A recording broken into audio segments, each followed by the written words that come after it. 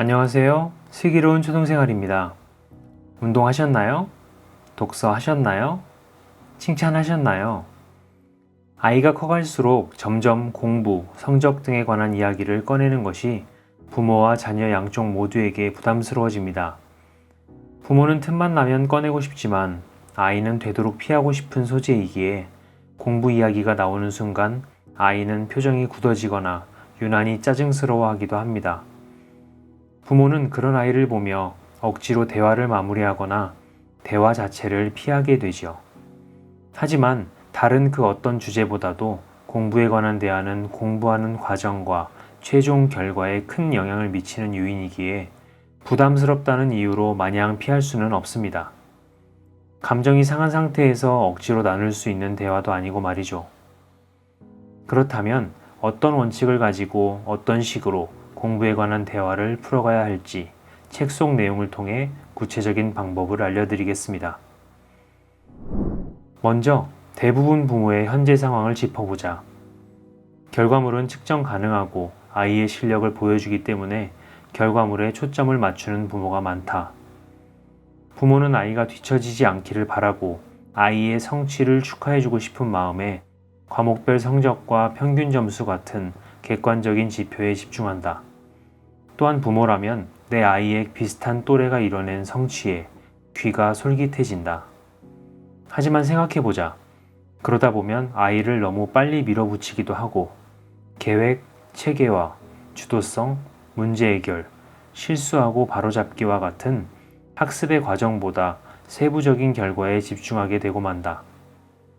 하지만 스스로 해내는 과정의 중요성을 제대로 깨닫지 못한 아이는 명문대학에 합격할 만한 성적을 받을지는 몰라도 대학 입학 후 독립적으로 삶을 꾸려가는 기술은 습득하지 못한다. 시험 점수, 내신 성적, 우등상은 지능보다 노력에 좌우된다는 점을 기억하자. 아이가 학업에 쏟는 노력을 칭찬하고 복돋아준다. 아이의 노력, 계획, 준비, 시도, 그리고 학업과 관련해서 소통하는 이야기에 관심을 가진다. 첫째, 강점과 약점을 고루 이야기해주며 아이가 학업 자아 개념을 긍정적으로 형성하도록 도와주자. 그러려면 똑똑한 친구를 자꾸만 입에 올리지 말고 아이들 각자가 갖고 있는 재능을 칭찬하면 좋다. 예컨대, 와, 지훈이는 수학 실력이 좋구나. 예나는 책 읽기 도사구나. 수호는 운동신경이 뛰어나네. 라고 이야기해주고 마지막에는 내 아이가 가진 재능도 잊지 말고 언급해준다. 둘째, 아이가 어려워하는 문제를 전체의 일부분으로 인식하도록 도와주자. 아이가 겪고 있는 어려움을 일반화해서 아이가 어떤 학생이라거나 아이의 지능이 그 상황과 어떤 관련이 있다는 식의 언급은 삼간다. 셋째, 성적을 두고 이야기할 때는 성적이 좋네 라는 표현보다 성적이 긍정적이네 라는 표현을 쓰자. 그러면 객관적인 점수에 치중하지 않고 아이가 기울인 노력을 부각시킬 수 있다. 넷째, 아이가 주도적으로 목표를 세우게끔 이끈다. 이때 아이가 세운 목표는 부모의 목표와 다를 수 있다. 아이가 집에 성적표를 가지고 오는 날에 목표를 세우면 좋다. 어린아이도 스스로 목표를 정할 수 있다. 선생님의 평가가 바로 눈앞에 있으면 아이는 그 평가의 의미를 더 잘 받아들이고 자발적으로 목표를 세운다. 아이가 목표를 세우고 나면 아이를 격려해주고 아이가 미처 고려하지 못한 부분에 대해서 함께 의논해 본다. 지금까지 들려드린 내용은 미국 임상심리학자 달린 스윌랜드, 론 스툴버그의 저서 성공하는 아이는 넘어지며 자란다의 본문 중 일부입니다. 좌절과 실패에도 흔들리지 않고 단단한 아이로 성장시키는 거리두기 육아법이라는 부제를 가진 이 책 속에는 과잉 육아 시대에 필요한 자기주도적 육아의 방법이 소개되어 있습니다. 미취학, 저학년 시기의 아이는 아직 공부 습관이 제대로 잡혀있지 않고 공부에 관한 막연한 거부감이 있기도 하고 공부를 왜 해야 하는지에 관한 불만이 크기 때문에 공부에 관한 이야기를 나눌 때의 분위기가 험악해지기 일쑤일 겁니다.